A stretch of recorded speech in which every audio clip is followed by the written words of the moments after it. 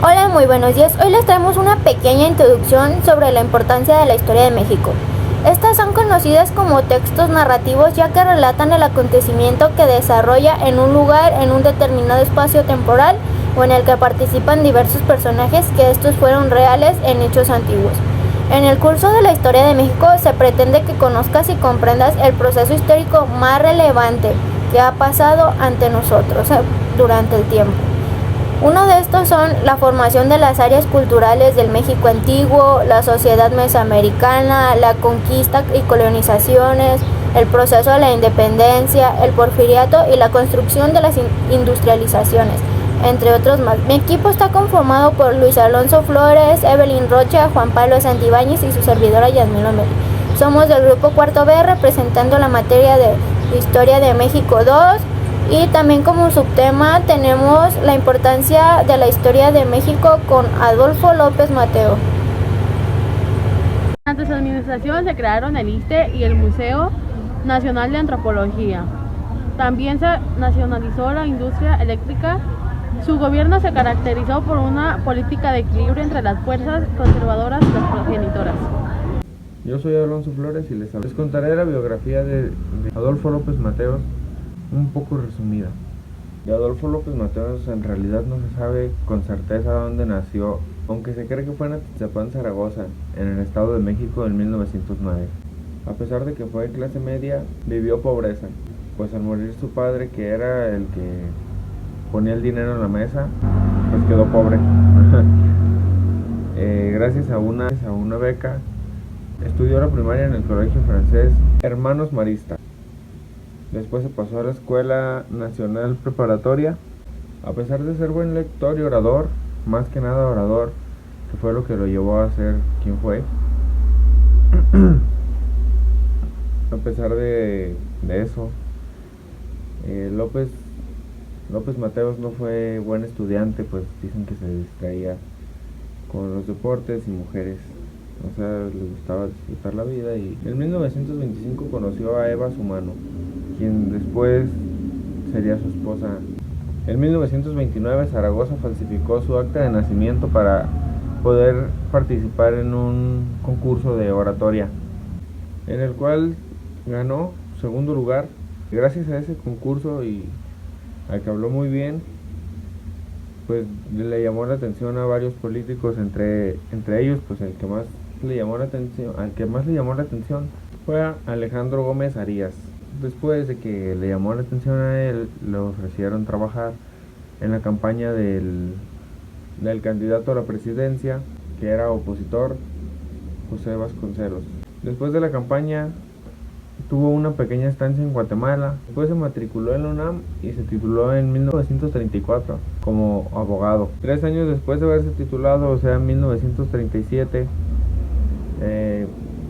empezó pues ya su carrera política, por así decirlo, trabajando en la Secretaría de Educación Pública. Después se dice que en Toluca, en una comida, le impresionó o le impactó, le sorprendió a Isidro Fabela, la oratoria que manejaba López Mateos. Isidro Fabela, en ese entonces político diplomático, quien hizo que se le designara casi al momento el puesto de director del instituto, y de ahí ya fue su tutor político. López Mateos fue casi la mano derecha de Fabela, por así decirlo, y cuando Fabela fue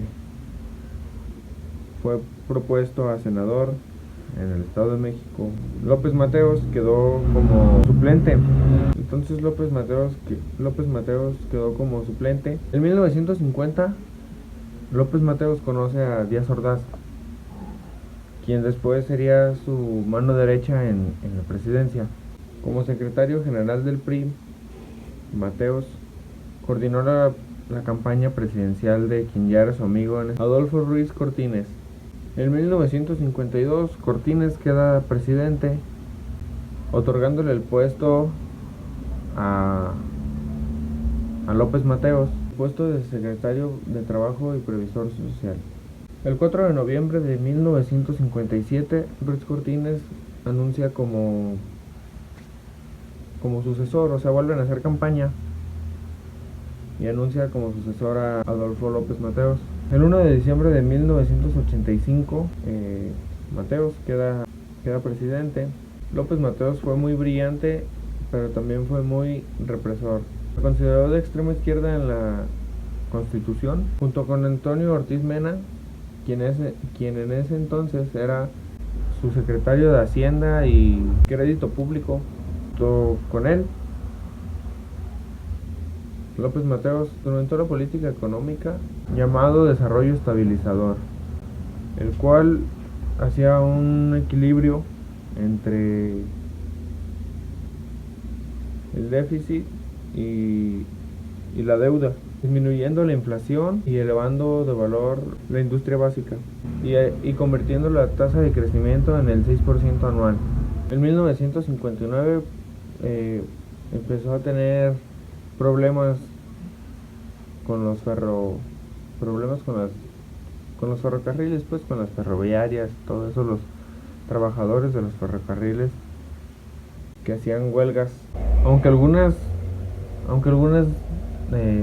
demandas les hizo caso y las cumplió. Cuando la huelga estalló, fueron cesados muchos trabajadores del ferrocarril y se encarceló a los líderes Dimitri Vallejo y Valentín Campa por el delito de disolución social, es decir, delitos de orden político. López Mateos también reprimió movimientos sindicalistas de telefonistas, quienes pedían aumento de salario e independización sindical. Arrestó a David Alfaro Siqueiros, supuestamente por haber participado en un atentado. En San Luis Potosí, El Salvador Nava se manifestó en contra del PRI y su candidato a presidencia, y lo torturaron y lo arrestaron. También en Morelos, soldados vestidos de civiles asesinaron y detuvieron y asesinaron a Rubén Jaramillo, líder campesino. Durante su sexenio, López Mateos nacionalizó la industria eléctrica y creó la Comisión de Libros de Texto gratuitos y obligatorios, entregándolos en escuelas públicas y privadas. Durante varios tiempo también realizó viajes por todo el mundo y consiguió que el gobierno de Kennedy le regresaran la parte del territorio chenizal de México, o sea, por donde pasa el río.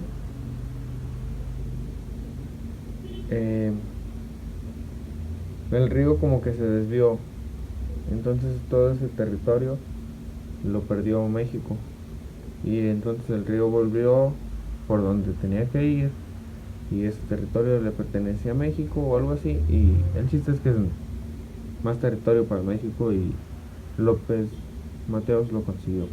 En 1964 se acaba su presidencia, dejando a Gustavo Díaz Ordaz, y en 1969 muere. Después de la presidencia se ve que, según pues Google y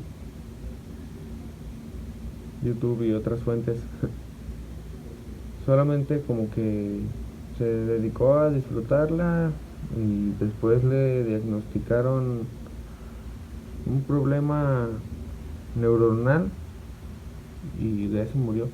Cayó en coma y murió.